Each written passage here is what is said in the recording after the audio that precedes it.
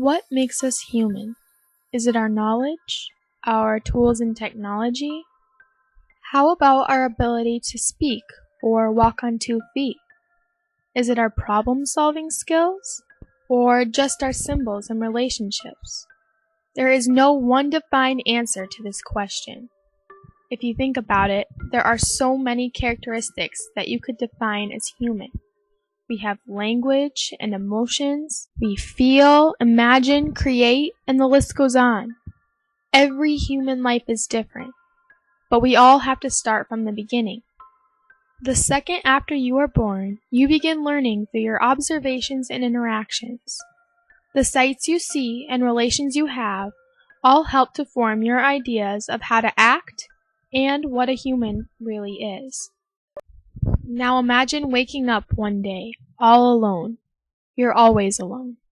You look around and you only see darkness and hear silence. Every day is like this. You are tied up to a chair and locked into a room that will be your home for the next 13 years. You were never taught to walk. You were never potty trained. And you don't even know how to speak. The only thing you have ever heard was silence. You've been neglected, never had human contact, and have lost all of the characteristics that makes a person human. You growl, claw, walk on all fours, and eat dirt and raw meat. Are you still human? Or have you turned into a wild creature? Unfortunately, this is a real story, and there are children out there who have had similar experiences. They are called feral or isolated children. According to listverse.com, a feral child is defined as a human child who has lived away from human contact from a very young age and has little or no experience of human care, loving or social behavior, and crucially, of human language. These children are usually deprived or neglected of care, often by their parents, and are brought up by animals or live in seclusion. Over 100 cases of feral children have been reported, and they are known as wild children. Here are 5 examples of these wild children. Jeannie was a 13-year-old girl who lived in a similar environment to the one mentioned earlier. She had been neglected by her parents and was punished every time she made a noise. Her father confined her to a potty chair in her room, which would be her home for over 10 years. When social services found her, Jeannie did not express human-like traits. According to the reports, when she was found, she still wore diapers, talked in infantile voices, walked like a rabbit, and when she was scared, she would spit and claw. Victor was a young 12-year-old boy found in southern France in the early 1800s. His case is one of the first documented and studied cases of feral children. Victor was abandoned by his parents and was estimated to have been living in the wild for 3 or more years. When found, Victor was mute, had various scars around his body, had an animal-like behavior, was insensitive to cold temperatures, and preferred to be naked. John Sabunya was a young boy found in Uganda, hiding in a tree with monkeys. When he was taken in, he was covered in hair, missing a toe, he scratched and clawed, and disliked clothes and the indoors.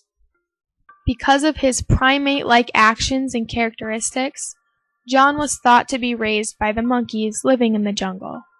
And later on in his life, he would explain that he ran away from home, and the monkeys took him in as their own and fed him. Kamala and Amala, or the Wolf Girls, were 2 infant girls who were found by policemen in a wolf den. Supposedly, they had been found with a mother wolf, who was very protective of the children and had to be shot. When they were taken in, they were described as not being able to talk, how they ate raw meat, and how they moved on all 4s. Oksana Malaya was an 8-year-old girl found in the Ukraine who had been neglected by her parents. Social services found her on her parents' dairy farm, living outside with the dogs. She lived in a kennel and was cared for by the dogs for nearly 5 years. When she was found, she ran on all fours, barked, growled, ate dirt, and knew very few words. So, what do all these wild children have in common? Many of these children who have been separated from human interaction at a young age show no human-like characteristics, but rather qualities from the environment they were found in. They all showed no social development or recognizable speech, and unfortunately, they all share a similar ill-fated outcome. While a majority of the children showed improvement by learning basic vocabulary and by expressing emotions, they would all experience learning disabilities, language barriers, and would never fully socialize. So, why do feral children act the way they do? This can be described by the theory of self.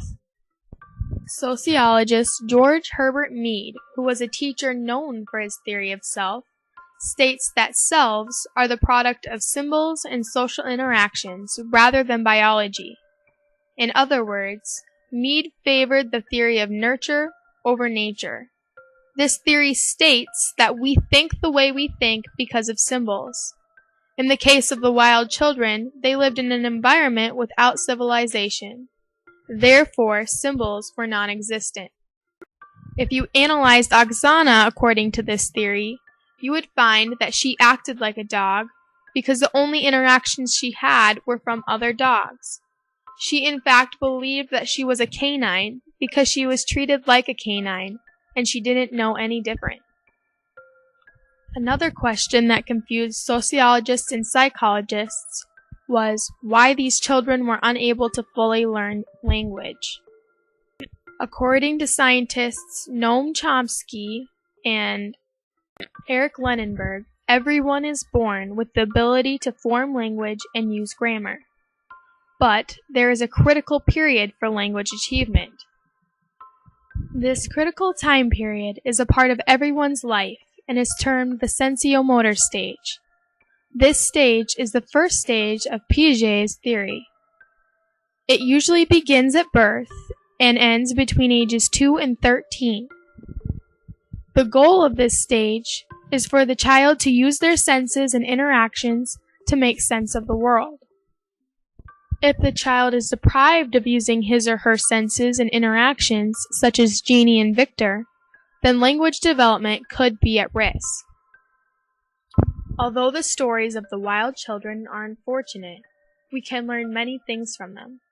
In her Boston Review article, Rebecca Sachs states, "Wild children intrigue and enthrall because they seem to offer a morally permissible version of the forbidden experiment, one whose initial conditions are created not by cruel scientists, but by cruel parents and cruel accident." Many sociologists and psychologists have used these cases to find answers to many mysteries that could not have been solved otherwise. These cases have given insight on the nature versus nurture argument. They have helped scientists figure out how our human characteristics are created, and they have proved or disproved many theories on language. So, what does make us human? These wild children prove that it is not just biology. They prove that humanity plays a huge factor in what makes us human. That we as people have the power to help a child grow and develop their own sense of self, as well as turn them into something very inhuman. In conclusion, you begin learning through your observations and interactions with society. Every touch, look, and conversation plays a part in creating the person we will turn out to be. It is just like Sam Snyder states in her article on the sociology of feral children. Humans are humans because of socialization. Without socialization, we are little more than wild animals.